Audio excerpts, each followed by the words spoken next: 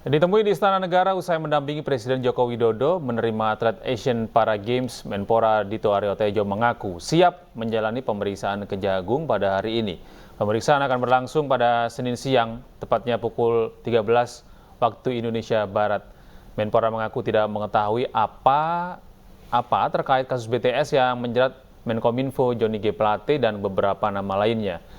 Dito juga mengaku korupsi BTS yang membawa-bawa nama dirinya merupakan tuduhan semata.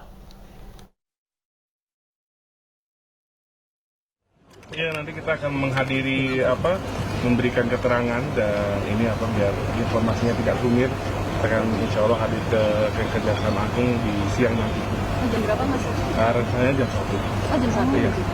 Kalau tadi sekalian lapor ke Presiden juga? Enggak. Itu kan urusannya saya dituduhnya, saya bukan waktu saya sebagai Menpora dan itu tuduhannya ya nggak apa-apa lah. Kita nanti akan memberikan keterangan dan juga klarifikasi. Tapi ini disiapin nggak Mas atau dibawa nanti? Enggak ada. Karena ya benar-benar sumir dan saya tidak tahu apa-apa.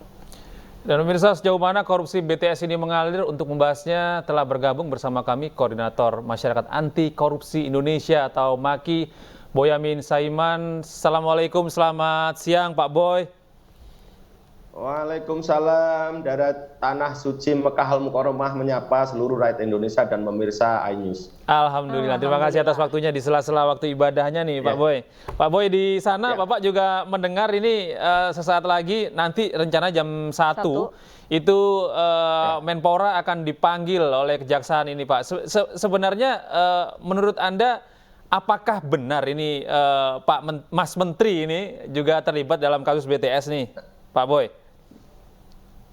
Ya, kita azas praduga tidak bersalah, tapi apapun namanya penyidik Kejaksaan Agung itu memanggil seseorang, itu kalau tidak ada dasarnya rasanya nggak mungkin. Kenapa tidak manggil Boyamin misalnya, kan gitu kan? Atau tidak memanggil siapalah gitu, kira-kira kan gitu kan? Karena Pak Boy lagi tanah suci gitu Pak. Ya tidak ada kaitannya dengan proses-proses korupsi BTS, keciprat aja enggak gitu loh. Tahu-tahu ya mau enggak mau harus mengawal dan mengejar siapapun yang kecipratan kan. Lah Kejaksaan Agung kan mesti melebihi Boyamin kan gitu kan, karena punya kewenangan. Kalau Boyamin kan enggak punya kewenangan, paling-paling cuma ngadu domba aja kan gitu kan. Jadi ya artinya pada posisi ini kan kalau hanya sekedar disebut satu orang saksi gitu bahwa duit itu mengalir ke A misalnya, itu tidak serta-merta kemudian langsung diklarifikasi. Jangan-jangan cuman kamu sebenarnya nilep itu terus ngomong dikasihkan A, kan gitu, harus penyidik itu punya firasat begitu. Tapi kalau ada mengklarifikasi itu ada hal lain yang menguatkan fakta tersebut gitu. Entah itu bentuknya apakah ada catatan atau ada saksi yang lain atau proses-proses apa. Yang jelas ini para tersangka yang sudah ditahan dan dari pemborong-pemborong yang terlibat itu berusaha menyelamatkan dirinya untuk tidak diproses, penyelidikannya dihentikan dengan cara menghubungi banyak dan bahkan mengalirkan uang yang juga banyak gitu loh. Jadi ini banyak pihak yang dihubungi yang pengertiannya diharapkan itu mampu menghentikan perkara ini di awal-awal. Nah, siapa yang dihubungi itu ya artinya yang diduga dekat dengan kekuasaan, dekat dengan pada posisi atau asal dari kekuasaan misalnya begitu. Jadi ini kan banyak orang yang ngaku kenal dengan istana, ngaku kenal dari geng Solo kan gitu kan, dan rangkaian dari BTS itu begitu gitu loh. Jadi ini yang bahkan kelar kasusnya ini sudah mengalir hampir 200 lebih miliar loh ya, bukan 200 juta loh. 200 nah miliar. Itu terbagi kemana-mana gitu, dan nampaknya itu ketipu juga gitu. Tapi ada yang berhasil juga sampai sekarang, ada pemborong besar yang menggunakan jasa Markus tapi juga belum tersangka. Nah kita tunggu proses-proses ini, itu aja sih. Tapi kalau analisa dari MAKI sendiri untuk kasus korupsi BTS ini apakah sudah mulai terungkap ke tengah-tengah hingga dalam gitu? Karena kan selama ini yang sudah beredar di masyarakat ini baru permukaan gitu, bahwa negara dirugikan 10 triliun. Nah ini kalau analisa Anda seperti apa Pak Boy? masih jauh itu dari dalam gitu. Jadi masih akan banyak drama yang akan terungkap gitu. Dan inilah menurut saya kita apresiasi kepada Kejaksaan Agung yang dalam pengertian ini sudah begitu gagah beraninya. Tapi meskipun ada beberapa yang menurut saya masih kurang. Misalnya ada pemborong besar paket 1, 2, 3 yang belum tersangka. Ada beberapa nama yang diduga menjadi penghubung dari aliran uang belum dipanggil misalnya. Ya enggak apa-apa, kita kawal aja kalau gitu. Ya, Karena kan dulu saya sudah memberikan klaster pertama itu adalah klaster yang harusnya ngawasi tidak ngawasi. Saya kasih clue kan misalnya dengan gedung di utaranya gedung Kejaksaan Agung. Itu kan diduga ada mengalir 30 miliar dan 40 miliar, 70 miliar. Terus yang agak utaranya ke kanan itu 50 miliar. Nah, itu klaster yang harusnya mengawasi tapi tidak mengawasi. Ada klaster pemborong paket 1, 2, 3 dan pemborong paket 4, 5. Itu pemborong besarnya, main kontraktornya. Belum klaster berikutnya subkontraktornya yang menyediakan macam-macam termasuk panel surya dan baterai. Nah, kemudian ada maklar proyeknya juga ada gitu. Maklar proyek ini bahkan sebenarnya dia tidak bekerja, tapi dia dapat fee hampir 100 miliar dan bahkan sampai di angka 300 miliar. Nah, seperti yang nanti gambarnya itu bisa ditayangkan teman-teman itu dolar Amerika dalam 3 kardus itu.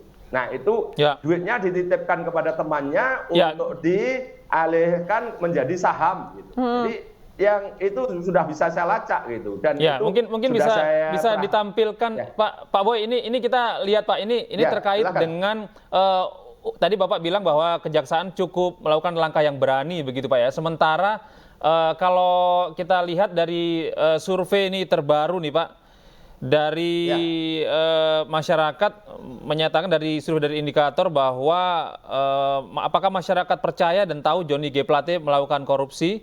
Ini ada tahu 22,0%, tidak tahu 78,0%. Terus jika tidak tahu, kemudian ya percaya sebesar 80,4%, kurang atau tidak percaya sebesar 13,2%. Dan berikutnya ini Pak, kasus Johnny G. Plate ini menurut masyarakat ini Pak, murni persoalan hukum atau bermuatan politik. Nah hasilnya korupsi BTS murni soal hukum sebesar 50,4%. Sedangkan korupsi BTS lebih bermuatan politik mendapatkan hasil 36,3%.